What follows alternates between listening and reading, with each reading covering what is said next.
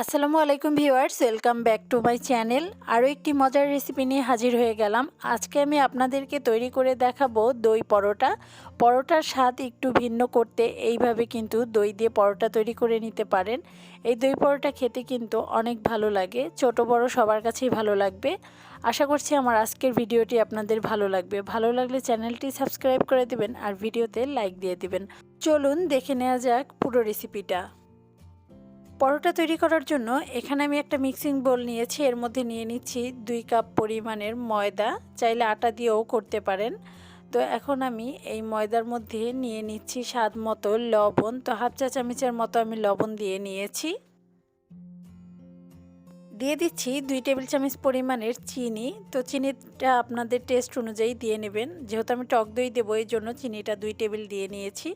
দিয়ে দিচ্ছি 2 টেবিল চামচ পরিমাণের রান্নার তেল। তো তেলটা কিন্তু অবশ্যই দিতে হবে এই পরোটা তৈরির ক্ষেত্রে।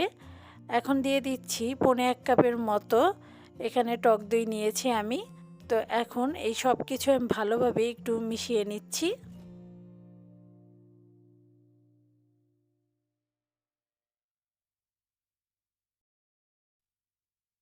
সব কিছু আমি ভালোভাবে মিশিয়ে নিয়েছি। এবার আমি কুসুম গরম পানি দিয়ে দিচ্ছি। তো সামান্য পরিমাণের পানি দিয়ে নিচ্ছি। তো পানিটা কিন্তু একটু বুঝে দিবেন, তা না হলে কিন্তু ডোটা ঠিকঠাক মথে নেওয়া যাবে না, বেশি পাতলা হয়ে যাবে। তো ওইভাবে আন্দাজ অনুযায়ী দিয়ে নেবেন।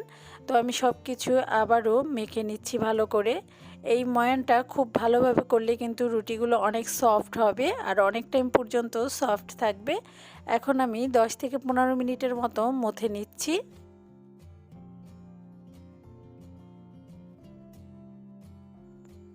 খুব ভালো করে আমি মথে নিয়েছি আর দেখতেই পাচ্ছেন যে এটা কিন্তু ভালোভাবে মথে নেওয়া হয়ে গেছে। এখন আমি এটাকে রেস্টে রেখে দিচ্ছি 15 মিনিটের জন্য। তো অবশ্যই রেস্টে রাখবেন, তাহলে কিন্তু পরোটাগুলো একদম পারফেক্ট হবে।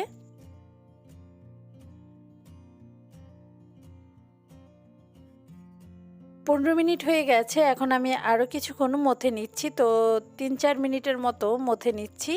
খুব ভালো করে মথে নিলে কিন্তু রুটিটাও ভালো হয়, এই জন্যই একটু সময় নিয়ে মথে নিতে হবে। এবার আমি ডো থেকে লিচি কেটে নিচ্ছি। তো লিচিটা আপনারা আপনাদের পছন্দ অনুযায়ী কেটে নেবেন। কেউ একটু ছোট রুটি করেন, কেউ একটু মাঝারি, তো ওইভাবেই কিন্তু লিচিটা কেটে নেবেন।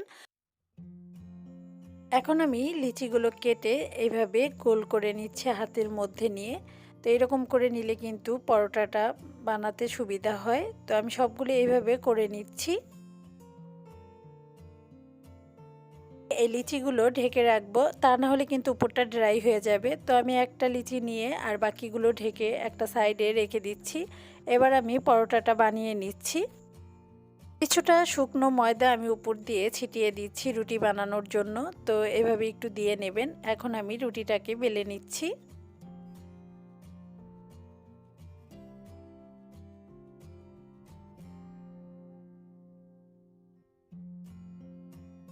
রুটিটা আমি বেশি বড় কিংবা বেশি ছোট করে বেলবো না, তো মোটামুটি করে আমি বেলে নিচ্ছি। আর রুটিটা কিন্তু অনেক বেশি পাতলা করে নেওয়া যাবে না, আর অনেক বেশি মোটাও রাখা যাবে না। এইভাবে আমি রুটিটাকে বেলে নিচ্ছি। রুটিটা ভাজার জন্য আমি চুলায় একটা প্যান বসিয়ে দিয়েছি। এবার চুলা রাসটা মাঝারিতে রেখে আমি রুটিটা ভেজে নেব। পুরো রুটিটা ভাজা পর্যন্ত মাঝারি আঁচেই রাখতে হবে। উপরের কালারটা যখন একটু চেঞ্জ হয়ে যাবে ওই পর্যায়ে আমি রুটিটা উল্টিয়ে দিচ্ছি। তো উল্টিয়ে দেওয়ার পরে আমি কিছুক্ষণ এইভাবে উল্টে পাল্টে নেব আর উপরটা চেপে চেপে ভেজে নিচ্ছি।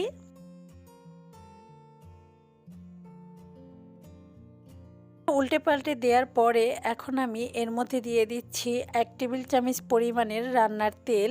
তো তেলটা দেওয়ার পরে আমি রুটিটা চেপে চেপে ভালো করে ভেজে নেব। তো সব পাশে যেন তেলটা লাগে ওইভাবেই আমি উল্টে পাল্টে রুটিটা ভেজে নিচ্ছি।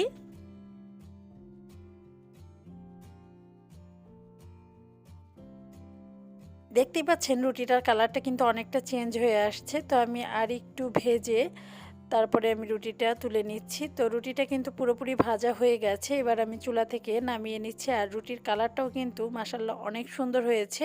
এই একইভাবে আমি সবগুলো রুটি ভেজে নিচ্ছি। তো আপনাদের একটু সার্ভ করে দেখিয়ে দিচ্ছি। সবগুলো রুটি কিন্তু ভাজা হয়ে গেছে আর প্রত্যেকটা রুটি কিন্তু খুব সুন্দর ভাজা হয়েছে, দেখেই হয়তো বা বুঝতে পেরেছেন। আর রুটিগুলো কিন্তু অনেক বেশি সফট হয়েছে। তো আমি একটা রুটি একটু কাছ থেকে আপনাদেরকে দেখিয়ে দিচ্ছি। তো দেখতেই পাচ্ছেন কতটা সফট হয়েছে। দেখলেন তো কত সহজেই এই দই পরোটা তৈরি করে নেওয়া যায়।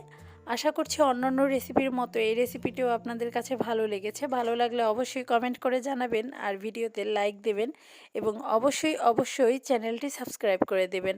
সবাই ভালো থাকবেন, সুস্থ থাকবেন। আল্লাহ হাফেজ।